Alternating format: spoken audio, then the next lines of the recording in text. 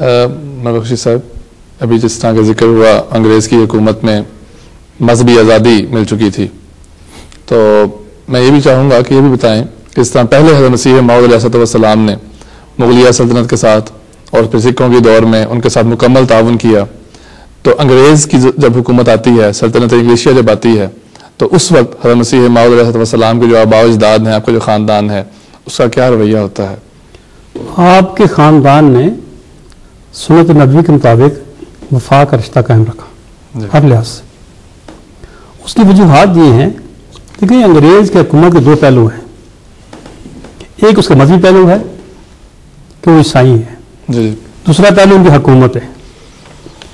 جہاں تک مذہب کا تعلق ہے، سب سے جو بڑا مقابلہ کیا عیسائی کے ساتھ وہ جماعت احمدیہ نے کیا، حضور نے کیا، مباحثوں کی شکل میں، مناظروں کی شکل میں، کتابوں کی شکل میں، ہر لحاظ سے ان کو میدان میں ہرایا۔ ان کے عقائد توڑ دی، بالکل کثرت سے لیب کرتے، ان کے خدا کو مار دیا۔ لیکن جہاں تک ان کا کردار ہے، حکومت کی حکمت عملی، ان کے جو پرنسپل تھے، ان کا آپ نے احترام کیا ہے۔ چونکہ اصل بات یہ ہے کہ حضور نے اس کی 4 وجوہات بیان کی ہیں۔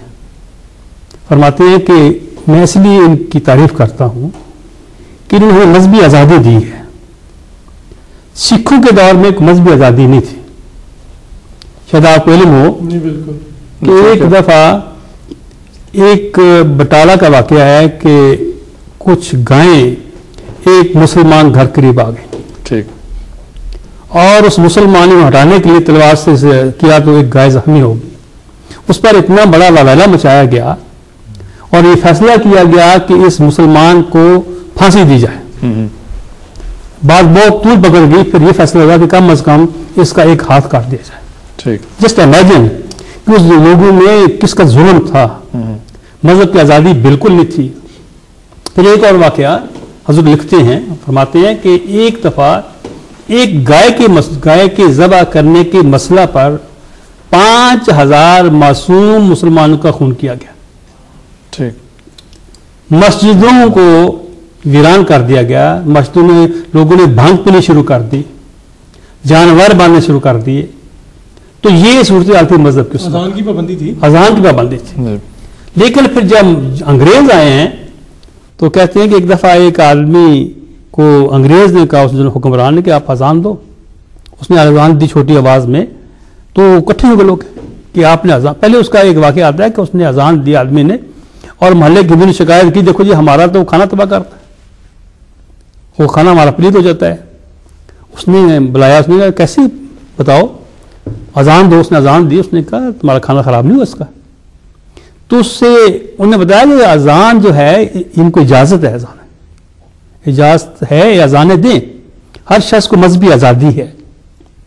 پھر حضور نے فرمایا کہ ایک زمانہ تھا کہ بعض لوگ ترستے تھے کہ ہم بخاری دیکھ ہی لیں کم از کم۔ ان کے زمانہ میں ترقی ہوئی کہ بخاری ہر گھر میں پہنچ گئی، جن کو انٹرسٹ تھا، جن کو محبت تھی ان کتابوں سے۔ تو اس طرح کی جو خوبیاں تھیں۔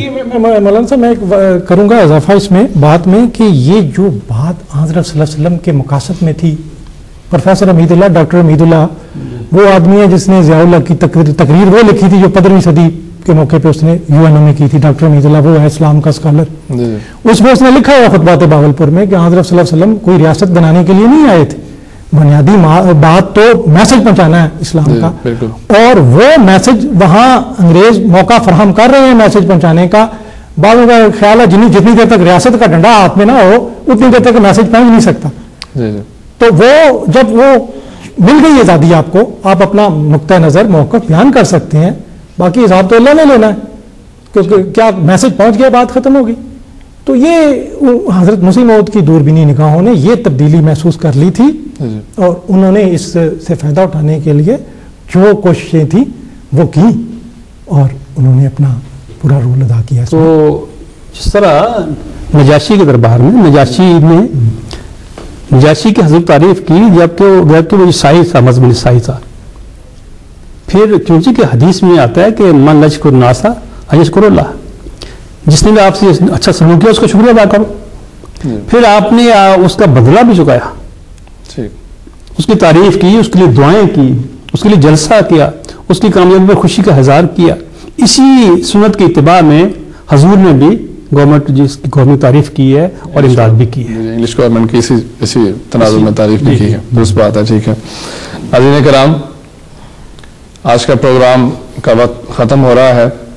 آج کے پروگرام میں ہم نے دیکھا کہ جو بھی دور تھا، جس کی بھی حکومت تھی، حضرت امام جماعت احمدیہ حضرت مرزا غلام احمد قادیانی علیہ الصلوۃ والسلام، مسیح موعود و مہدی موعود علیہ الصلوۃ والسلام اور آپ کے خاندان نے ہمیشہ اس حکومت کے ساتھ وفاداری اور پاسداری کا سلوک ہی رکھا اور ہمیشہ اس کے اچھے پہلوؤں کو اجاگر کیا. انشاءاللہ آئندہ پروگرام میں ہم دیکھیں گے کہ باوجود اس تمام تر پاسداری اور وفاداری کے، آپ کا اولین مقصد ہمیشہ توحید کا قیام رہا. چاہے جو بھی حکومت ہو، جیسا بھی حاکم ہو، ظالم ہو، عادل ہو، آپ کا اولین مقصد اسلام کا قیام ہی تھا. اور یہ بات کس طرح عمل میں آئی، اس پروگرام کے لیے اس چیز کو ہم دیکھیں گے انشاءاللہ اگلے پروگرام میں. پروگرام کے آخر پہ میں منور احمد خورشید صاحب اور مکرم نصیر احمد حبیب صاحب کا شکریہ ادا کرتا ہوں. ناظرین کرام اجازت دیجیے. السلام علیکم ورحمۃ اللہ. ملت احمد کے ہم دردوں میں غم خواروں میں ہوں، بے وفاؤں میں نہیں ہوں میں وفاداروں میں ہوں، بے وفاؤں میں نہیں ہوں میں وفاداروں میں ہوں.